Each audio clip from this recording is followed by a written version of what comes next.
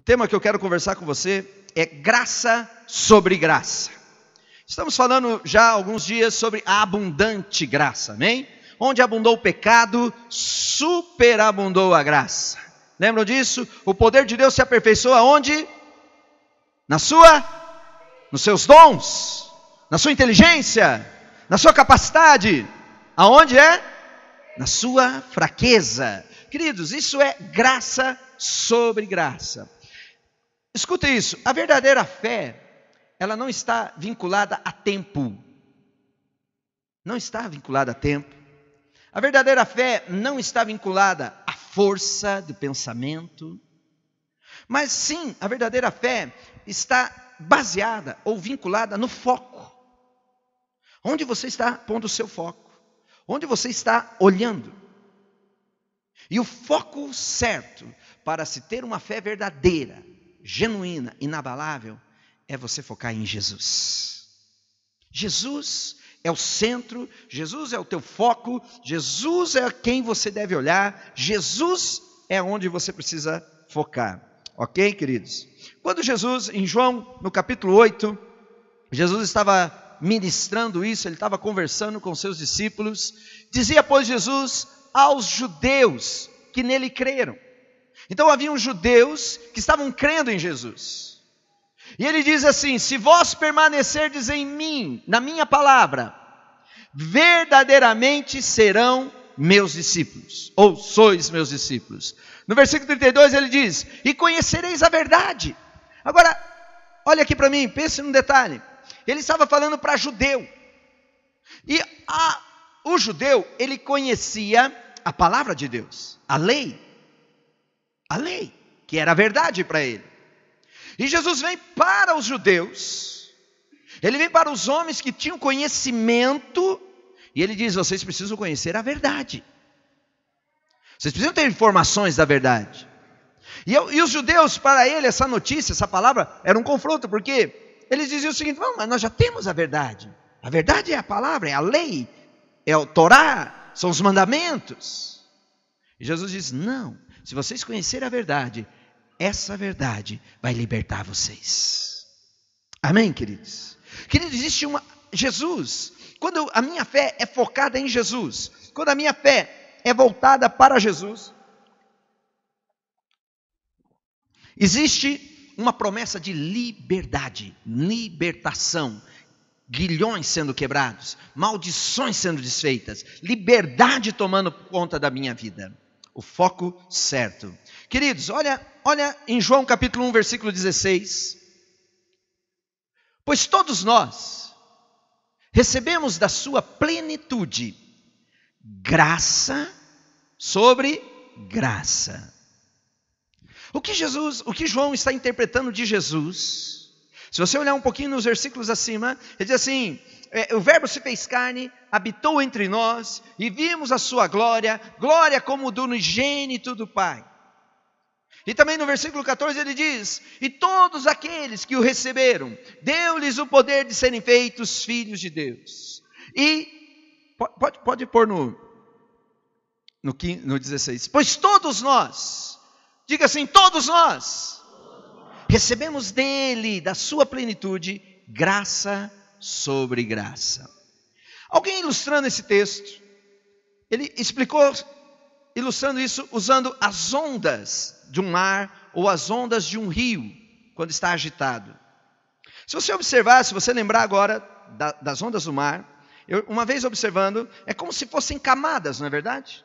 Vem uma onda, e ela arrebenta na praia, e quando ela ainda quase não se desfez, já vem outra onda, e já acrescenta aquela, e antes daquela ainda se desfazer, já vem outra onda, e você percebe algumas camadas, não sei se você percebeu, na própria água, vem uma em cima da outra, é onda sobre onda, e assim são as ondas, assim elas funcionam. Graça sobre graça são ondas que vêm sobre a sua vida, e não param mais, são camadas do mover de Deus, do agir de Deus que vem sobre a sua vida. Vem uma, e vem mais uma, e vem outra, e depois vem mais outra, e não para, e não cessa. É um fluir incessante, é um fluir incontido, de graça sobre graça, graça sobre graça, graça sobre graça. E vai invadindo você. A primeira onda, ela vem com uma salvação. E quando a salvação está acontecendo, já vem mais uma outra onda. E vem o batismo do Espírito Santo. E vem uma outra onda que já vem liberando os dons sobre a sua vida. E vem uma outra onda que vem curando o seu corpo. E vem uma outra onda, de repente você não é tão inteligente, não tem tanta sabedoria. E vem trazendo sabedoria sobre você. E vem uma outra onda e vem trazendo discernimento para a sua vida. E é onda sobre onda, curando, restaurando, salvando, abençoando, transformando, liderando, instruindo, discernindo, dando sabedoria, graça sobre graça. Amém, queridos? Nós recebemos dele graça sobre graça, é bênção sobre bênção, é vindo uma glória em cima de outra glória, é incessante. A graça do Senhor, o favor de Deus sobre as nossas vidas é abundante. Amém? Vocês estão aí, igreja? Aleluia. Se você observar também o movimento do mar, e você olha o movimento do mar entrando naquelas formações de rochas, e muitas vezes em alguns cantos, beirando morros no litoral, e de repente vem as ondas e elas vão entrando no meio daquelas rochas, elas vão estourando na rocha, mas se você perceber, elas vão entrando nos buracos que aquelas rochas têm, elas vão entrando nas frestas de uma rocha e outra, e você percebe que a água, essas ondas, elas batem e elas vão penetrando, elas vão invadindo tudo. Elas vão entrando onde tem brecha, onde tem buraco, onde tem espaço. Queridos, se você observar, você tem muitas brechas na sua vida. Tem muitas brechas, ok? Tem muitos buracos, tem muitas fissuras na sua vida. E essas fissuras impedem de você viver a tua santidade. Já percebeu isso? São brechas, são aberturas, são rupturas em nossas vidas, que o mal entra, que o pecado ele cresce, e aquilo vai me impedindo, e aquilo vai limitando a minha santidade, e se você perceber, a falta de santidade rouba a tua autoridade. O maior problema da igreja é que ela tem uma acusação na mente dela, porque ela não está fazendo o que deveria fazer. E essas brechas que você abre, que nós abrimos, ok? São como pedaços dentro da nossa alma, ok? São fissuras na nossa mente, no nosso coração, em nossas emoções. São dores da alma, são amarras, muitas vezes são mágoas que você abriga no teu peito, que estão ali te ferindo, estão te oprimindo. São pecados ocultos, pecados que você pratica onde ninguém vê, e você fica amarrado ali. Queridos, hoje o vício de pornografia, ele é um grande mal. Por quê? Porque é um pecado oculto, é um mal oculto. Você nunca conhece, você não sabe as pessoas que têm problema com pornografia. E a pornografia, ela abriu porta para a pedofilia. E nós vemos hoje os escândalos da pedofilia, os males da pedofilia, mas você não consegue olhar um pedófilo e dizer no rosto dele, falar, opa, esse é um pedófilo. Porque são pecados cometidos no oculto. São brechas, são fissuras que as pessoas têm na alma. São buracos que vai alojando o mal, vai alojando o lixo, vai alojando as pragas, vai alojando demônios. São brechas, são buracos, certo? Que vai contaminando a sua mente, vai contaminando as suas emoções. Mas a palavra do Senhor diz que a graça do Senhor é graça sobre graça. Fique com essa visão das ondas que vem naquela conformação de rochedos, e essas ondas vão entrando em meio a essas brechas, vão entrando no meio entre esses buracos nas rochas, vão entrando nessas fissuras, vão entrando nesses verdadeiras cavernas escondidas e escuras que ninguém consegue entrar.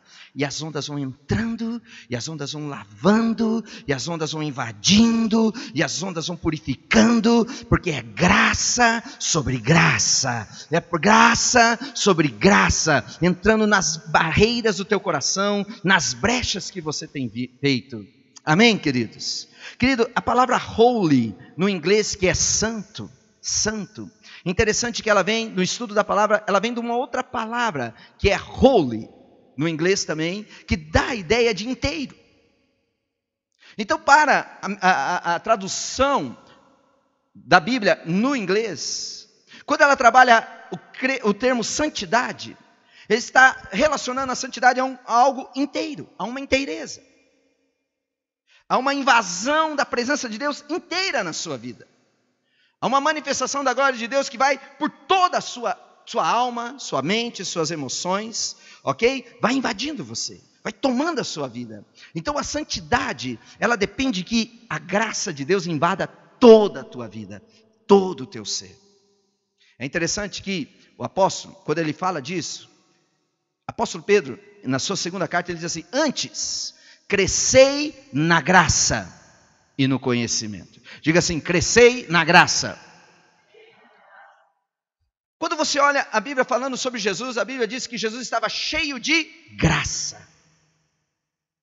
Em Atos, no capítulo 6, versículo 8, põe para mim ali, Atos capítulo 6, versículo 8, diz assim: ora, Estevão, cheio de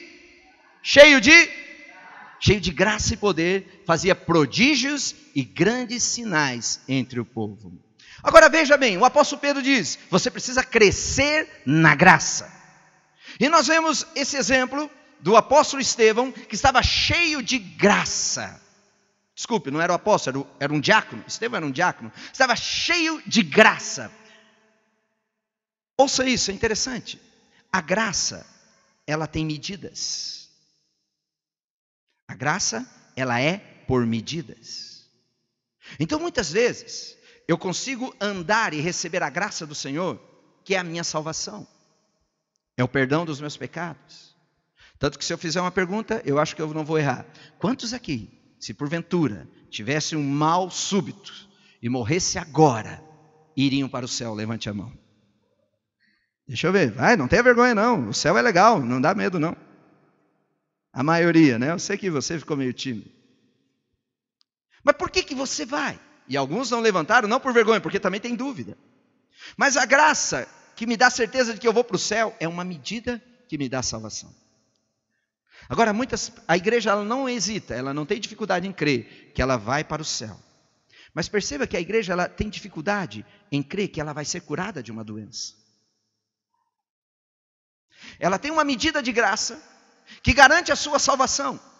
Mas a medida de graça que garante a salvação dela não é suficiente para trazer uma cura da enfermidade.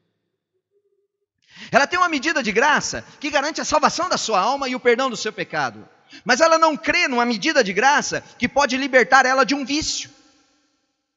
Pode libertar ela de um pecado. Que possa libertar você de uma amarra. Possa libertar você de uma dependência. Possa libertar você de uma ira. Não, salvo eu sou, pastor, mas sabe como é, né? A carne é fraca. Né? Ninguém é santo, ninguém é perfeito. Você consegue crer, você consegue ter uma medida de graça que te dá salvação, mas você não consegue, a tua medida de graça não é suficiente para libertar você de um pecado, de um mal, de uma prisão, de uma mágoa, de um ressentimento, de um vício. Queridos, cheios de graça, é graça sobre graça. É ondas sobre ondas vindo sobre a sua vida, entrando na brecha. Pastor, mas eu sou cheio de pecado, eu tenho um monte de brecha. Deixa a graça de Deus como onda invadir esse espaço, entrar no mais oculto da sua vida. Dê liberdade, abra o seu coração, sem medo, e a graça do poder de Deus vai fluir na sua vida. Amém? Vocês estão aí, igreja? é poderoso, é poderoso. A nossa mentalidade diz, eu preciso mudar toda a minha vida para daí Deus me abençoar. Não, querido, essa mentalidade é a mentalidade de escravo, fazer por merecer. A única coisa que pode impedir o fluir abundante da graça de Deus na sua vida é você ter uma mentalidade de fazer por merecer. Sabe por que esse pecado não saiu de você ainda? Sabe por que você é escravo desse mal? Sabe por que você não é liberto desse vício? Sabe por que a pornografia ainda é forte? Sabe por que o mal ainda é tão próximo de você? Sabe por que você ainda não ora no Espírito, não ora em línguas? Porque você quer fazer tudo pela tua força. Você quer fazer tudo por merecer. E a única coisa, olha aqui para mim, a única coisa que vai impedir o fluir da graça na sua vida é quando você tentar fazer por você mesmo. Não, eu vou mudar. De hoje em diante, fechou, nunca mais. Você já falou isso quantas vezes? E você não conseguiu mudar. Não, agora, pastor, agora eu me arrependi, agora eu me converti de verdade nessa área, resolvido. Passa-se uma semana, 2 semanas, lá está você de novo. Porque você está tentando com os teus esforços, está tentando com os seus méritos. Queridos, a graça do Senhor é superabundante na sua vida. Deixa fluir graça sobre graça. É poder vindo dos céus para a sua vida. A Bíblia fala de uma aliança que Deus fez com Abraão. Quantos já ouviram falar de Abraão? Abraão é o nosso pai na fé. É o exemplo de fé que nós temos. Ok? Querido, e a aliança que Deus fez com Abraão, que foi antes da lei do Sinai ser dada. Presta atenção nisso. Antes, lá do Monte Sinai acontecer, no mínimo 450 anos antes, Deus fez uma aliança com Abraão. E a aliança que Deus fez com Abraão foi uma aliança incondicional.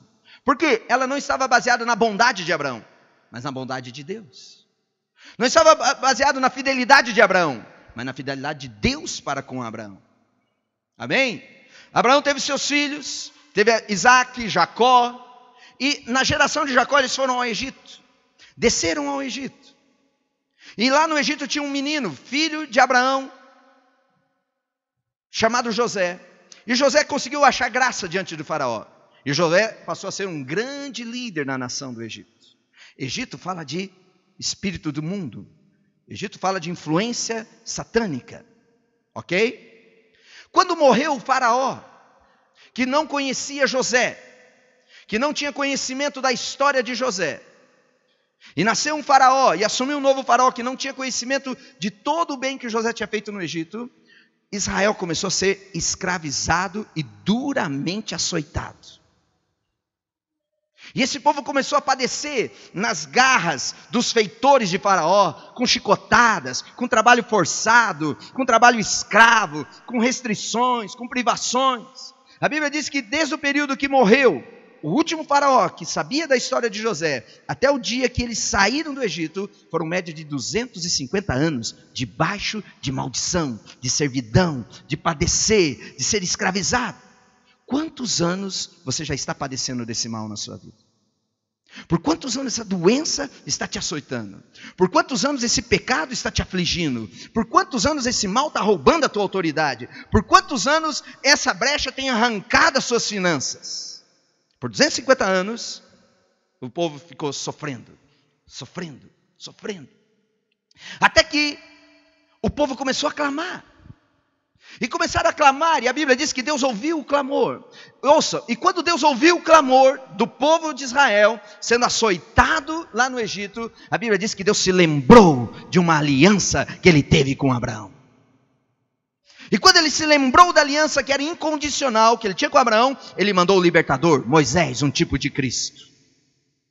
E queridos, e desde a saída do Egito, desde a última noite no Egito, até o dia do Sinai, preste atenção nisso, não morreu nenhum israelita, porque murmurou, porque pecou, porque errou. Nenhum.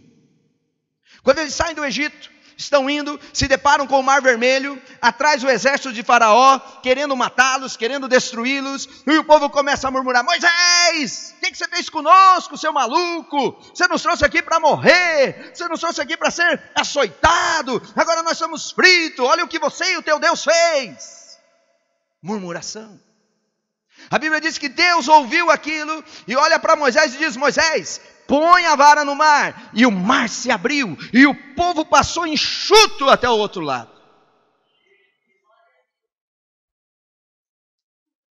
Da saída do Egito até no Sinai, ninguém morreu porque errou, porque pecou, porque murmurou, porque estavam debaixo de uma aliança que Deus fez com Abraão, uma aliança incondicional. Eles passam o Mar Vermelho e eles chegam do outro lado, no deserto. Passam alguns dias, eles têm sede. Estamos com sede, precisamos de água, que maluquice. O que nós vamos fazer? Vamos voltar para o Egito, vamos voltar para o mundo. Depois que eu me converti, depois que eu vim para essa igreja, tudo começou a ficar difícil. Eu vou mesmo voltar para a vidinha antiga. Eles tentam voltar, começam a reclamar, começam a murmurar, começam a pressionar Moisés, começam a reclamar do que Deus estava fazendo com eles. E Deus olha para Moisés e diz: Moisés, arranque aquela árvore ali. A árvore fala da cruz, que é Jesus. E lança nessas águas. E as águas que estavam amargas se tornaram doces. No meio da murmuração, no meio do pecado, a aliança que Deus tinha com esse povo abençoou a vida deles. Depois de tantos outros episódios, estavam com fome. Porque nós vamos morrer, porque Deus nos trouxe aqui para morrer de fome, porque essa vida é uma miséria, porque essa vida é difícil, nada dá certo para nós, o que nós estamos fazendo aqui? Murmuração sobre murmuração. E quando o povo estava murmurando, Deus fala para Moisés: Moisés, eu vou soprar um vento e eu vou trazer codornizes para esse povo. Eu vou mandar todos os dias o maná para esse povo. E eles foram assim, queridos. Mesmo em meio às brechas, mesmo em meio aos males, a graça e o favor de Deus vinha sobre eles como ondas. Graça sobre graça, favor sobre favor. Chegaram no dia do Monte Sinai. Chegaram na beira do Monte Sinai. Deixa eu ver se eu guardei esse texto aqui. Êxodo, no capítulo 19. Alguma coisa aconteceu ali, queridos. Alguma coisa aconteceu naquele dia lá no Monte Sinai. Deus estava preparado para receber o povo.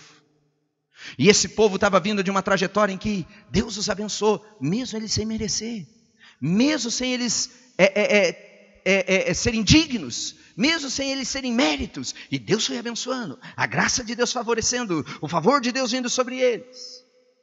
Aí Moisés sobe o monte de Sinai, sobe o monte, Deus as instruções. E Moisés desce do monte. Em Êxodo capítulo 19, versículo 8. Nós temos ele aí? Sim? Pode pôr ele para mim? Êxodo capítulo 19. Moisés desceu do monte com as instruções de Deus, com os conselhos de Deus. Ao que todo o povo respondeu a uma voz. O povo manda um recado para Moisés. O povo manda um recado para Deus através de Moisés. E o povo diz para Moisés, dizer a Deus: tudo o que o Senhor tem falado, nós vamos fazer. Tudo que o Senhor mandar, nós vamos obedecer. Tudo que o Senhor pedir, nós vamos cumprir. E relatou Moisés ao Senhor as palavras do povo. Queridos, olha o que estava por trás. Enquanto esse povo estava murmurando, mas com os olhos na aliança que Deus tinha com Abraão, a murmuração deles não trouxe nenhuma condenação. Era só o favor de Deus sobre eles. Mas desse dia em diante, eles olharam para Moisés e falaram: Moisés, nós não vamos falar com Deus não. Nós não vamos subir lá não. Manda um recado para Deus, que é o seguinte: Ele tem nos abençoado, mesmo sem a gente merecer. Ele tem nos dado água doce, Ele nos deu codornizes, Ele nos deu maná. Nós não merecíamos. Mas diga para esse Deus aí, que de agora em diante, Ele vai nos abençoar, porque nós merecemos. E tudo que Ele mandar, nós vamos fazer. Aí Ele pode nos abençoar. Daquele dia em diante, Êxodo 20. Vocês estão aí, igreja? Êxodo 20. Pode pôr para mim? Êxodo 20. Apareça. Não, é Êxodo 20, 19. Não é 19 e 20, isso. E disseram a Moisés: fala-nos tu mesmo, e ouviremos, mas não fale Deus conosco, para que não morramos. Daquele dia em diante, em que o povo quis mudar a aliança de Deus, não quis mais ficar na aliança de Abraão, que era uma aliança do amor incondicional. Daquele em diante, quando o povo disse: agora nós vamos fazer por merecer, todo o pecado do povo, toda a murmuração, todo o erro que ele cometeu, ele morreu. Quando ele começou a murmurar, começou a vir cobras e serpentes. Os inimigos começaram a assolá-los. Os inimigos começaram a destruir a vida deles. Enquanto eles estavam firmados numa aliança que era a favor e merecido de Deus, graça de Deus, os pecados deles, o favor de Deus vinha e cobria, e abençoava, e libertava, e supria, e ajudava, e os conduzia. Mas quando eles falaram, de agora em diante é o seguinte, nós vamos fazer por merecer. Nunca mais esse povo conseguiu sobreviver a um erro. Daquele dia em diante a lei foi dada: se você pecar, você vai morrer. Querido, você tem brechas, você tem grandes males no teu coração, e você só vai se libertar desses males se você deixar que a graça sobre graça flua na sua vida, que o rio de Deus venha sobre você, e a glória de Deus inunde a sua vida com um grande poder. Já está na hora de terminar, eu tenho muita coisa para falar ainda, ok? Mas para encerrar, vocês me dão mais 5 minutos?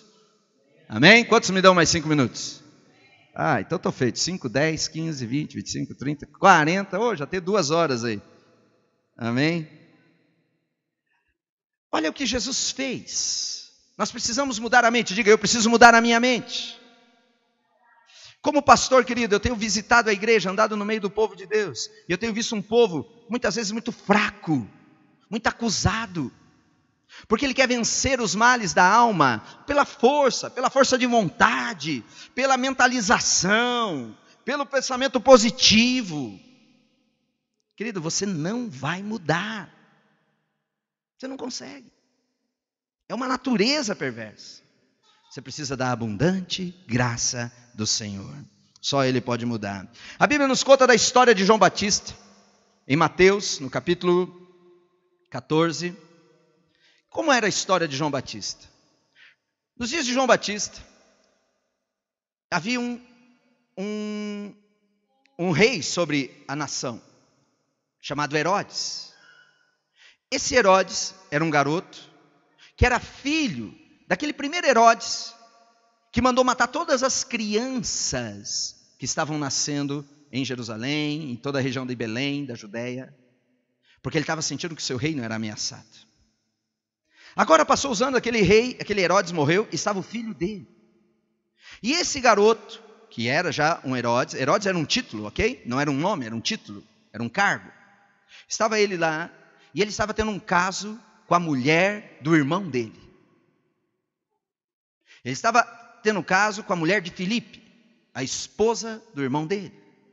E João Batista começou a dizer para ele: você não pode viver nesse adultério, você tem que parar de ficar traindo o seu irmão. Passou o tempo, Filipe, o marido, o traído, morreu. E Herodes casou com essa mulher, chamada Herodias. Só que essa mulher guardou muita mágoa no coração. Aquela mulher tinha uma ira, uma raiva contra João, porque João ficava expondo o pecado dela todo o tempo. Passou os anos, agora João Batista, Herodes dá uma festa, tem uma grande festa, e a filha dele, a filha de Herodias, faz uma dança lá, seduz todos os reinos. Herodes fica loucão, ele tinha um problema de luxúria na área sexual, esse homem. E quando ele viu a filha da sua esposa, sua enteada, dançando com aquelas danças sedutoras, ele ficou loucão e disse: olha menina, você é demais, hein? E eu te dou 50% do meu reino. Pede tudo que você quiser, até metade do meu reino. A garota sai da presença do rei Herodes, vai até a mãe, magoada com João, diz: o rei falou isso, eu encantei o rei, seduzi o rei. E ele falou que me dá até metade do reino. O que eu peço, mãe? A mãe diz assim, faz o seguinte, peça a cabeça de João Batista na bandeja de prata. E ela vai e pede para Herodes, e Herodes cumpre o que disse. E a Bíblia diz em Mateus 14, que entregaram a cabeça de João Batista na bandeja de prata, mataram João. E saiu e mandou degolar a João no cárcere, matou João. Pode ir versículo 11? Nós vamos até alguns versículos aí. E a cabeça foi trazida num prato e dada à jovem, e ela levou para sua mãe. Então vieram os seus discípulos, levaram o corpo e sepultaram, e foram anunciá-los a Jesus. Foram contar para Jesus. No versículo 13, Jesus ouvindo isso, retirou-se dali num barco. Jesus ouviu a notícia. Querido, João, em primeiro lugar, era primo de Jesus. Em segundo lugar, era um grande amigo de Jesus. Lembre que Jesus era 100% homem, ok? Quando Jesus ouviu essa notícia, ele se retirou. E ele foi para um lugar deserto à parte. Querido, o que Jesus foi fazer no deserto? Ele foi lá pensar. Ele ficou triste, ele ficou abalado com a notícia da morte, da maldade que fizeram com seu primo e grande amigo João. Agora veja, em meio a tanta maldade, em meio a tanta tragédia, em meio a tanta maldição na natureza humana, o texto diz, e quando as multidões o souberam, seguiram-no a pé desde as cidades. Jesus foi para o deserto, vamos atrás dele. Versículo 15. E ele, ao desembarcar, viu uma grande multidão, e compadecendo-se dela, curou todos os seus enfermos. No ambiente de maldade, no ambiente de natureza perversa, o Senhor Jesus vem e cura esse povo mau. Vocês estão aí, igreja? Ele tem cura para todos os teus males. Não importa quão perversa é a tua alma. Não importa quantas brechas você tem aberto. Queridos, Ele tem mudança para você. Amém? É graça sobre graça. Uma onda após outra. Um movimento das ondas do Espírito vindo sobre você. Sem parar. Sem se deter. Sem ser contido. E vem e muda toda a tua história. Quantos querem receber essa maravilhosa graça? Vamos colocar em pé. Aleluia. Põe lá para mim João no capítulo 1, versículo 11. Ele diz assim, que veio para o que era seu. Diga assim, ele veio para o seu. A palavra seu aqui, queridos, é uma expressão neutra. Pode ser tanto pessoas como objetos. Então essa palavra seu, e os seus não receberam. Agora versículo 12. Mas a todos quantos o receberam, aos que creem no seu nome, deu-lhes o poder de serem tornarem filhos de Deus. Veja bem, ele veio para os seus ali, é toda a natureza. É tudo que existe no mundo, porque todo o mundo foi contaminado pelo pecado, certo? Mas a Bíblia diz que ele veio para os seus. Toda a natureza, todo ser animado ou inanimado. Jesus veio para resgatar todos. Jesus foi numa festa de casamento. E nessa festa de casamento colocaram 6 botelhas de água, porque tinha acabado o vinho. E quando Jesus passou perto daquelas botelhas de vinho, de água, a água que estava nele, dentro daqueles vasos, dentro daquelas botijas, moringas, ela disse, ele está aí. Nós vamos recebê-lo agora. E aquelas águas se transformaram em vinho, porque receberam quem era ele na sua vida. Sabe, os únicos que não conseguem receber o que Jesus tem para você são os seres humanos. Os humanos têm dificuldade de receber. Toda a natureza recebe. Mas o ser humano, eu e você, nós temos dificuldade de receber. Nós não sabemos receber. Nós gostamos de comprar, nós gostamos de fazer por merecer. Nós queremos nos tornar dignos para receber. Mas a Bíblia diz que todos aqueles que o receberam. Quantos recebem? Querido, sabe o que é a graça? A graça é Jesus. Ele é a onda de Deus que vai invadindo as suas brechas. Eu vejo as ondas do Espírito vindo sobre você. Você tem vícios, você tem pecados ocultos, você tem maldições na sua vida, você tem amarras que você não está conseguindo se libertar, você tem males na sua vida que você não está conseguindo conviver com eles. Isso tem te condenado, isso tem enfraquecido, isso tem tirado você da presença de Deus, isso tem roubado a tua autoridade. Eu tenho para te dizer nessa noite que é graça sobre graça. Receba, porque todo aquele que o receber passa a ter o direito de ser filho de Deus. Querida, as suas falhas não são o fim. O seu passado cheio de erro não vai anular o que Deus tem para você amanhã. Amém, queridos? Há muita graça, a infinita graça está vindo sobre você. O suprimento do teu espírito e da sua mente não depende do teu esforço, mas depende do que Jesus fez. Olhe para Jesus. O foco da sua fé é Jesus. A verdadeira fé depende do teu olhar para Jesus. Hoje Ele vai libertar você de todos os pecados, de todas as amarras, se você recebê-lo. Erga suas mãos e comece a recebê-lo. Receba essa abundante graça. Amém, queridos? Você tem uma semana poderosa na presença de Deus.